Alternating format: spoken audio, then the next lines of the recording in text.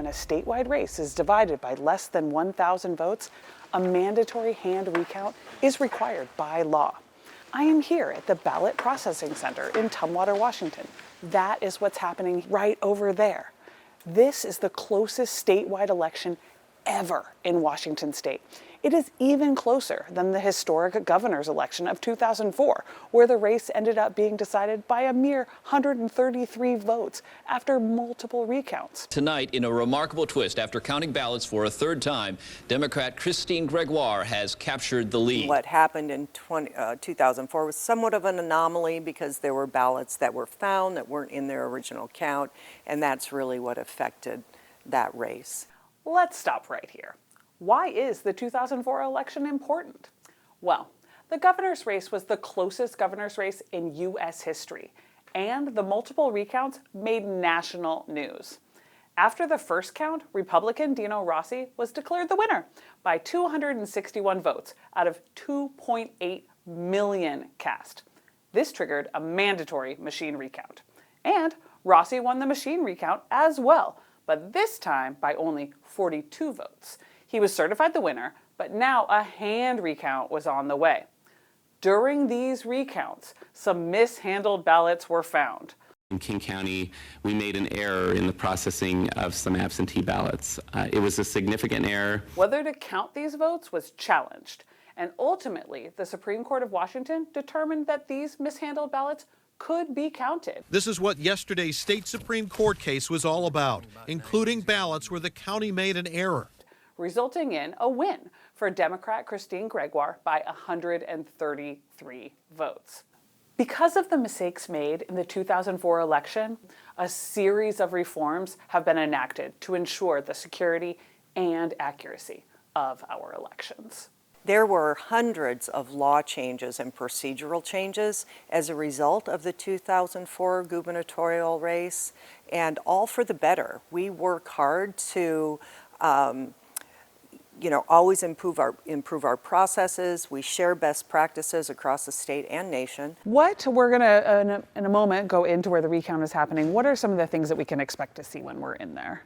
You'll see a lot of our seasonal temporary help. They come back for recounts in projects like this. And what they are doing is recounting all of the ballots by precinct. So what they have to do is sort the ballots and lay them out for the vote for each candidate, and then they count those votes for each given candidate, record them on a piece of paper. Then a second team does the exact same thing. So they also count for each candidate. Then they compare results and ensure they match.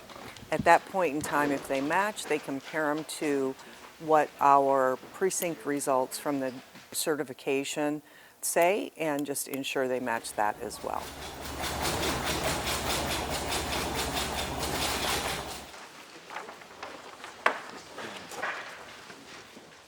What happens if the count is different from the hand recount and the machine recount, the machine count? Where you see votes change is overvotes and undervotes.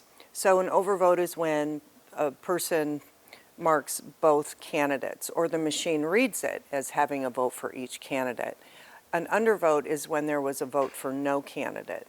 So this is our voter intent manual. So it's basically our statewide standards on what is a vote. So this is a classic example. So these are stray marks. It's very clear that this is a vote for Roosevelt. However, they rested their pen, and our machines would pick this up as an overvote. So we remove this and ensure that the vote goes to Teddy Roosevelt. And during the hand count, it's very clear that it's a vote for the person whose oval was completely filled in. Here's another example of marks that aren't really clear. It's clear who these votes are for, but our machines may not pick that up. So if they're looking at a ballot like this, our machine might have counted it as an undervote, where it's clearly a vote for this candidate. It's a state law that we are required to inspect ballots to look for these sorts of things. So while that is typically what changes a vote from one candidate to the other, we don't really expect to see much of that. Really saying there's a lot of eyes on these ballots. There are a lot of eyes on these ballots, and that's why I love hand recounts, because they really validate that our equipment is counting correctly. I've been in this business for 28 years, and you just don't see recounts change the result. Ultimately, the recount did not change the result. After the hand recount, the final vote total changed by 2 votes out of the almost 2 million cast. Through this process, Washingtonians saw firsthand how accurate our elections really are.